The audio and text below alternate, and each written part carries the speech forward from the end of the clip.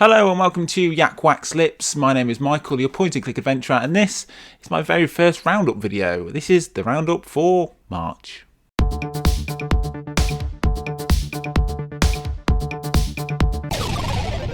Yes, thanks for joining me here on YakWaxLips. If this is your first time here, I just create adventure game content from old school things like Broken Sword, Monkey Island, through to new things that are coming out this week or are about to come out. So if adventure games are your bag, hover down there and hit the subscribe button because that's all I create. And yeah, hit the like as well because it will really help the YouTube algorithm to show that point and click adventure games are well and truly alive. Now today is a little bit of a different video. It's my very first roundup. I've never done one of these before, and I was inspired by Pam over at Cannot Be Tamed. If you don't know who Pam is, you definitely should do. She's amazing. She does all reviews from old, not necessarily point and click games. It's mainly things like Metroidvania games on the SNES and on the Mega Drive, and new games that have come out recently. Yeah, and she does it very in depth. It's very entertaining lady to watch. So if that sounds like your bag as well, head over to Cannot Be Tamed. So I thought I'd take a page out of her book, whatever, and do a roundup of what I've been up to in the month. I did put a poll out on my Twitter and Instagram to say, do you guys want to know what I've picked up, what I've played? And it was unanimous. It was a yes. So there you go. That's why I'm here. So I'm going to run through quite slowly. I'm going to take my time. So I don't know how long this video is going to be. It might be 10 minutes, might be half an hour. We'll see. We'll see how long the battery on the camera lasts. So first off, I just thought I'd delve into what I have played in February. I have a feeling I started this video with my March roundup. It's not my March roundup. It's now March the 9th, 2021. Pretty much, I think I'm not too sure because it was quite a while ago now, 6 weeks ago. I probably finally finished The Hand of Glory. It's a let's play that I've been doing since middle of last year, and you can see all of those, oh my word, 36 videos I think they are on the YouTube channel. It was a thoroughly enjoyable game about a investigator based in Miami called Lazarus Bundy, and it's heavily inspired by the Broken Sword series, which is a good thing in my book. I think it was a really entertaining, really fun game. It was split into two, hence why it's taken me 6 months to get through, 7 months, maybe even longer. So I finished the first part in September, and the second part came out in December. And yeah, so that was what I finished finally at the beginning of February. And then I managed to pick up my Let's Play of Beyond a Steel Sky. The back end of last year, I tried to do 2 Let's Plays at the same time. It didn't work out, so I had to drop one of them. I decided to drop Beyond a Steel Sky till I finished The Hand of Glory, and now that was done, so I've picked that up. So pretty much throughout the whole of February, probably mid-February onwards, I've been picking up with Beyond a Steel Sky, which, if you don't know, is the sequel to Beneath a Steel Sky from Revolution Software, where we play as Robert Foster and we're heading into Union City to try and figure out why this kid has been kidnapped. I'm pretty close to the end, I think. I've been playing it for, I don't know, my Steam will tell me how long I've been playing it for. Just bear with me a second. It says 9.4 hours so far, so I've probably got a couple of hours left, maybe 3 hours. So I expect to finish that in the next 4 or 5 Let's Play videos.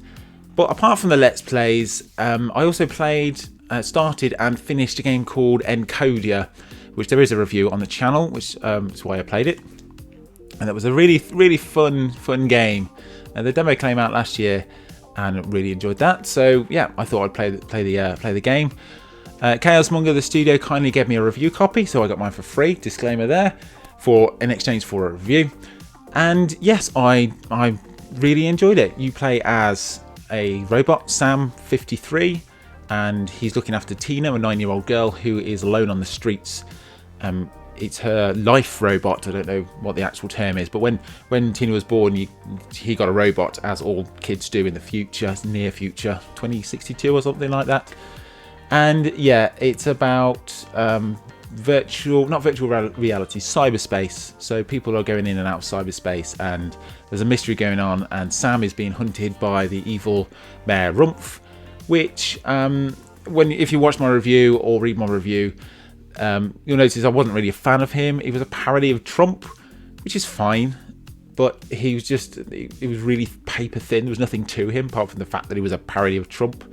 And the game looks stunning, and the voice acting is really good, and just that one part really brought the whole thing just down a whole notch.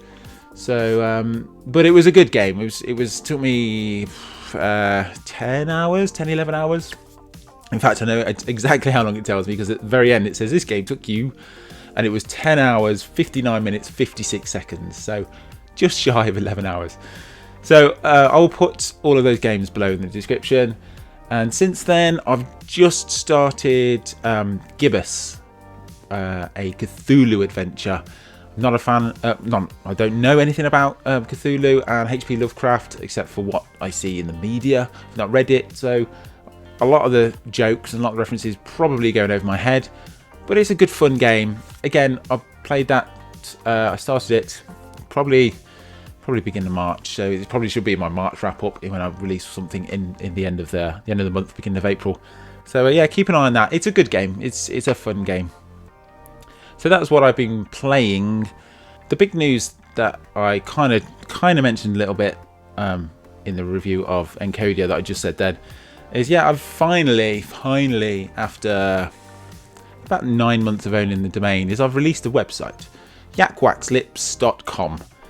And the idea there is it's a place to collate, basically a place to collate everything that I do. So we've got the videos are on there. You can obviously stay on the YouTube channel, but the videos are on there.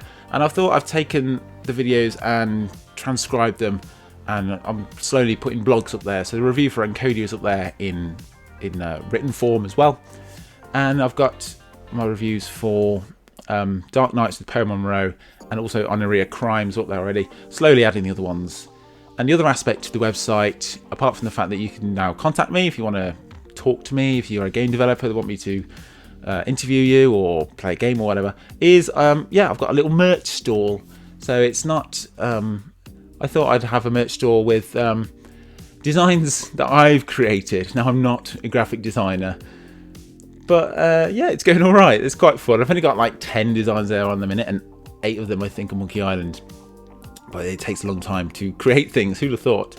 So they're all inspired by classic adventure games or even modern adventure games. There is nothing like ripped from a screen and then stuck Guybrush on, because I don't own Guybrush. You let me know. Head to YakWaxLips.com and yeah, send me a message on there and let me know what you think, or drop a comment down below. Let me know what you think of the website. And now for my pickups. Now I'm going to start with my physical pickups, and I don't tend to really buy that much physical. I have started since YakWaxLips. I've started. I bought half a dozen things or so. But Facebook Marketplace is there, eBay is there, so I thought, why not? And the first thing that I noticed recently is a Monkey Island. I'm just going to reach over here. Is a Monkey Island, Curse of Monkey Island strategy guide, which is pretty cool. It's pretty rare, and let's see if you can see that. Pretty good condition. A little bit of folding at the end there, and yeah, it's just strange to have a strategy guide for an adventure game, but there you go. It's got all things. I haven't really flicked through it that much, and here's a little secret for you from I adore Monkey Island 1 and 2. I've only played Curse once when it came out in 1997. In fact, it wasn't even 97. It was about 2001 that I played it. So yeah, I will be playing that as one of the Let's Plays in the Monkey Island series that I'll do soon. I've done number 1. Let's Play Monkey Island will probably be the second one. Or rather, then my next Let's Play will probably be Monkey Island 2. And then go on to Curse and then Escape. And then, yeah, the other one. What's the other one called? Tales. So I think that's pretty cool. And this was from Facebook, and it was a tenner. So not too bad. They're going for about 25 on eBay. But the guy who had this also said, oh, by the way, I have some point-and-click adventure games rather than just these. So I picked up some of these as well. Now, some of them I didn't know about. The one that I was interested in, I said yes, and then he said, oh, I've got these as well. So the one that I was interested in, first off, is the Star Trek 25th anniversary. It is the white label edition in the box, but it's it's one that I've heard a lot about. It's one that I've not played, and I won't be able to play it on this because I haven't got a computer with a CD drive, except for this old thing behind me, which doesn't really work. But inside we have the CD. Let's see if, look at that, my ring light reflecting off it. But the CD is pretty cool. You know, it's got the words on it, and then the instruction booklet, which looks pretty cool. You know, we'll see how it goes. But the one thing that excited me the most is the white label Summer 95, what's coming soon. And I love these things. And apparently in 1995 was Seventh Guest and Day of the Tentacle down there, which is one of the best games ever made. And let's open it gently. Another thing about Day of the Tentacle, Seventh Guest, and yeah, it's that cost $12.99 back in the day. So this, yeah, like I said, the guy added that onto the price. So the Monkey Island book was a tenner, and then he had the white label Star Trek 25th Anniversary, which I also have the white label Full Throttle right there. Not that I collect the white labels, it's just, you know, it was cheap at the time. And then he said he's got these other ones, and to be totally honest, I didn't really know what these, you know, if they're any good or not. But since speaking to people, I've noticed that Star Trek Judgment Rights is the better game of 25th than 25th Anniversary, and this is a special edition number 67414 of 75,000, and it's a pretty chunky beast, pretty good condition, and a little bit of where the tape's been. God damn you, tape! But inside is where it's special. Now I must say, I've got that Star Trek game. This Star Trek game, I wouldn't really call me a Star Trek fan. I'd call me a Star Wars fan, but not a Star Trek fan. But inside, got all those goodies. Now that's just fallen out. It's a pin. Let's see if you can see that. Yeah, that says No Man's Land, Star Trek Judgment Rights. And then you've got the CDs in there, falling out again, and a VHS, which I didn't think was going to be in there, but it's a VHS, and apparently it's one of the most popular episodes of Star Trek. You tell me what's the most popular episodes of Star Trek. And again, the instruction manual.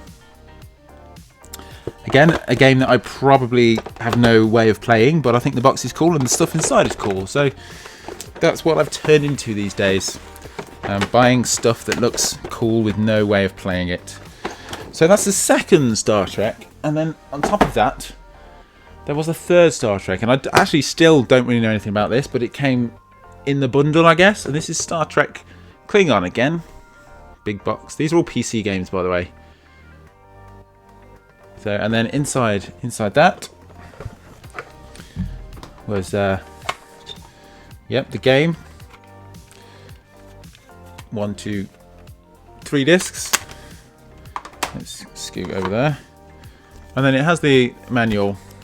But it also has 4, what does it say on here? 4 colour stills. So let's have a look at those. Star Trek Klingon colour stills. Now, like I said, I am in no way a Star Trek fan. So this doesn't excite me, really. But it was chucked in. But you tell me, is the game any good? Is it worth playing? Is it worth persevering to see if I can get a machine up to play it? Yeah, like I said, it's not that I dislike Star Wars, Star Trek. It's just that I've never really got into it. I've watched about half a dozen episodes of the original series, and I really like the new films, and I know that's sacrilegious to the fans. And my final one in that whole bundle, again, Star Trek, is Star Trek Borg, the interactive movie. And this is a little bit different. I'm not entirely sure kind of how it plays. I think the best way to do this is probably just to see if someone's playing it online as a let's play. But yeah, so there's 4 Star Trek games, only one of which I kind of wanted, but it was the same guy that had all of these added in. And he also had an unopened PS4 edition of Broken Age, but that was going for like 40 quid, and I couldn't justify that. because I haven't got a physical copy. And finally, my final pickup, which is nothing to do with Star Wars, but it is Star Trek, but it's not gaming wise. It's the new Star Wars book, The High Republic. I've read it from start to finish already, and it was excellent. So there you go. That's a book recommendation for Star Wars fans. Nothing to do with gaming, but I thought since I'm talking about all the stuff anyway, I'm going to throw it in there. And so that's all my physical things. But I do have. There was a sale on a Steam sale in February, and I picked up several games. They are the first one, which I've picked up straight away, was Edith Finch. I've never played it, and I still haven't played it, but I've heard so many great things about it. So let me know if you've played this game or even heard of it. I'm really looking forward to playing this when I find myself time. And also, I've just recently finished a game called Jessica, and that was highly inspired by a game called Her Story. So again, that was in the Steam sale, so I managed to pick that up. And I picked up Lost Horizons 1 and 2. They're kind of like staple old adventure games. 2000s, I think they came out roughly. Not entirely sure. And Jenny LeClue is one that's been on my wish list since forever, and it got down to fairly cheap, so I thought why not chuck that in as well.